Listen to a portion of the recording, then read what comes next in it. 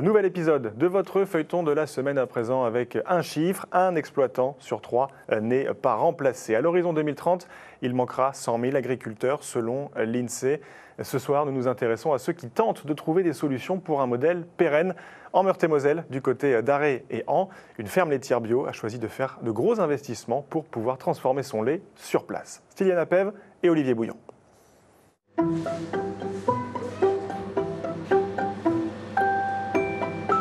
Ils sont soigneusement retournés au moins 3 fois par semaine. Ces fromages de raclette au lait cru. Thomas les surveille de près.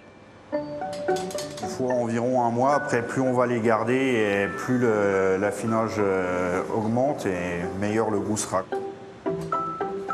Raclette, yaourt, tome, camembert. Cela fait 2 ans que Thomas gère cette fromagerie bio à une vingtaine de kilomètres de Nancy. Moi, je suis fromager depuis 2007. Du coup, c'est vraiment la transformation du lait. Partir d'un seul ingrédient qui est le lait et arriver à une multiplicité de produits comme on a chez nous, où on a presque 50 produits différents quand vous comptez les parfums. Moi, je trouve ça vraiment génial. Une fromagerie au sein d'une ferme laitière. Celle d'Étienne. C'est lui qui a eu l'idée de valoriser son lait bio directement sur place. Maîtriser une partie du circuit, ça nous permet d'être plus autonome aussi en cas de crise laitière. Nous, on aura une solution de repli et de valorisation du lait une fois la fromagerie amortie, entre guillemets. Voilà.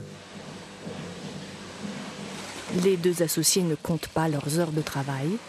1 million d'euros investis pour pouvoir transformer 1700 litres par semaine, environ un quart du lait produit à la ferme. Avec un quart de transformé par rapport à ce qui a été produit sur la ferme, on arrive quasiment au même chiffre d'affaires qu'avec les 3 quarts qu'on a revendus à la laiterie. Donc après, c'est vrai que c'est beaucoup plus intéressant. Par contre, il y a beaucoup plus de travail derrière. Élaborer les recettes, surveiller la fabrication de gré près, s'assurer que toutes les normes sont respectées.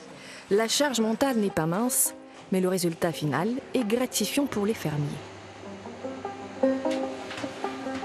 C'est une fierté de pouvoir partir du champ jusqu'à la bouteille de lait, entre guillemets, ou le morceau de fromage. C'est un aboutissement, je pense, d'un paysan, entre guillemets. Pour pouvoir vivre correctement de leur métier, les associés devront augmenter leur production. En vente directe à la ferme, leurs produits bio commencent à se faire une place dans les établissements scolaires de Nancy.